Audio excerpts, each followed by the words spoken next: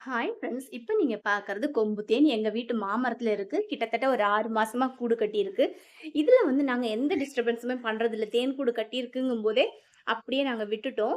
இது வந்து இந்த தேனீங்கள வந்து இருக்கிற இடத்துக்கு தகுந்த மாரி பேர் சொல்றாங்க. ஏன்னா, இது வந்து கொம்பு தேன் சொல்றது வந்து மரத்து கிளையில இருக்கிறதுனால கொம்பு தேன், அதே மாரி மலையில இருக்கிறதுனால மலை தேன், பெட்டியில வளர்த்து எடுக்கிறதுனால வளர்ப்பு தேன், பெட்டி தேன் சொல்றாங்க. இது பார்த்தீங்க அப்படின்னா, இந்த குழந்தைங்களுக்கு மருந்துக்கு குடுக்கறதுக்கு, அதே மாரி பெரியவங்க ரத்த சோகை இருக்கிறவங்க, பெரியவங்க, சின்னவங்கன்னு இல்லங்க எல்லாருமே எடுத்துக்கலாம். அதுவும் இந்த முன்னாடியெல்லாம் கசப்பு தெரியாம இருக்கிறதுக்கு உள்ள மருந்துக்கு எல்லாமே இந்த தேனை கலந்து தான் குடுப்பாங்க.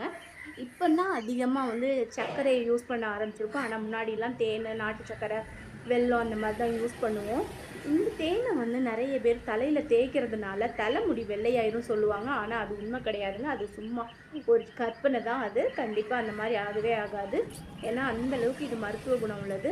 இந்த தேனீ இருக்கிறதுனால நம்ம வீட்டுங்கள்லயுமே செடிங்க இருந்ததுன்னா நெறைய காய்கறி, அ புதுசா விதைங்க எல்லாமே உற்பத்தி பண்றதுக்கு ரொம்பவே யூஸ்ஃபுல்லா இருக்குங்க. பாருங்களேன் எவ்ளோ அழகா கட்டியிருக்குன்னு. நான் கழச்சி விட்டாலும் மறுபடியும் சேர்ந்துக்குதுங்க. அதனால தான் தேன் கூடுன்னு சொல்றாங்க. ஸோ இது பார்த்தீங்கன்னா, எவ்ளோ அழகா சேர்ந்துக்குது பாருங்க.